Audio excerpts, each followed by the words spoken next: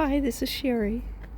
So we've got some little pollinators down here this morning. Hello, hello, hello, hello. Okay, they're not coming up. It's kind of damp here today, so maybe they just like to stay in the little flower thing. And then we have like a native bee that has been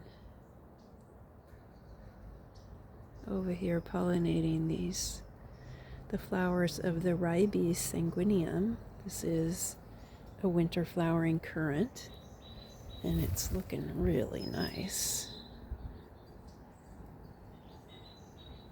It's a California native, and that's probably a native bee.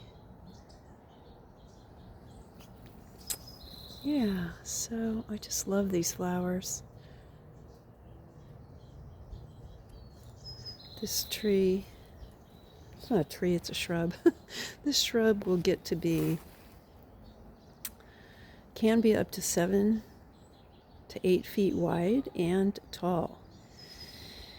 And it blooms, it's called a winter flowering currant, and it blooms, starting now.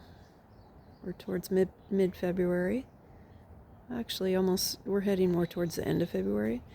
And in California, Zone 9B. So it looks great. It is in a pot still, but it's going to get planted this summer. And then behind it, I have lots and lots of cleavers. Already made sun tea a couple days ago, and he drank half of it, put it in the fridge, drank the other half. But there's a lot of cleavers, so I'm going to make another batch and keep harvesting this cleavers, because it does clear out all the garbage out of your lymphatic system, which is really good to do. Yeah, so I love it when the cleavers is everywhere. It's everywhere right now. A medicinal weed. It's wonderful.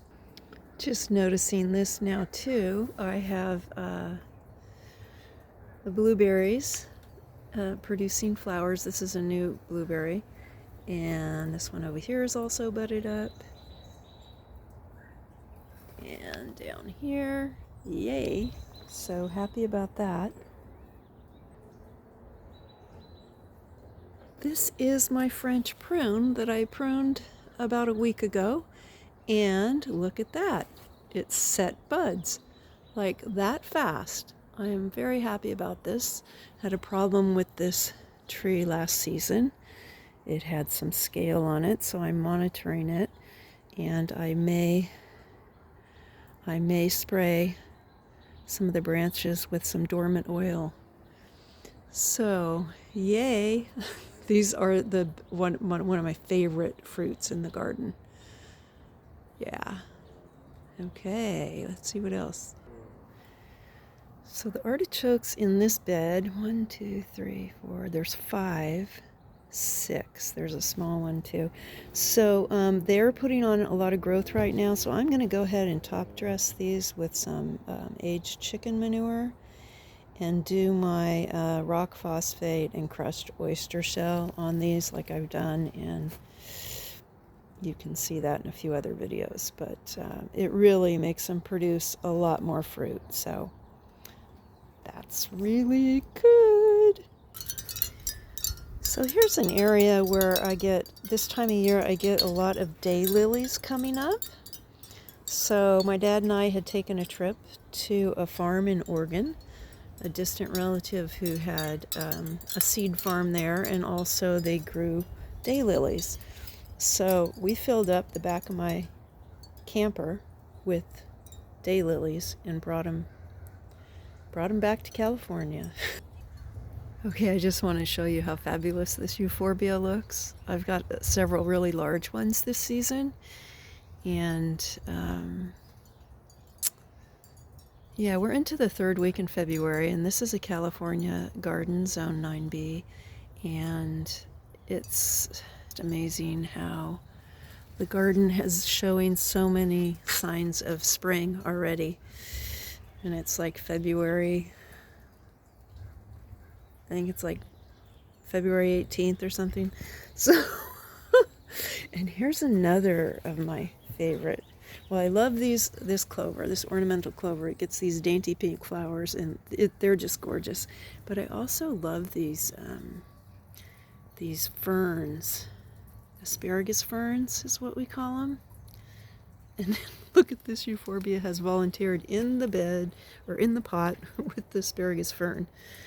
The garden's getting out of hand. So I think that's it for today. I am going to be pruning these.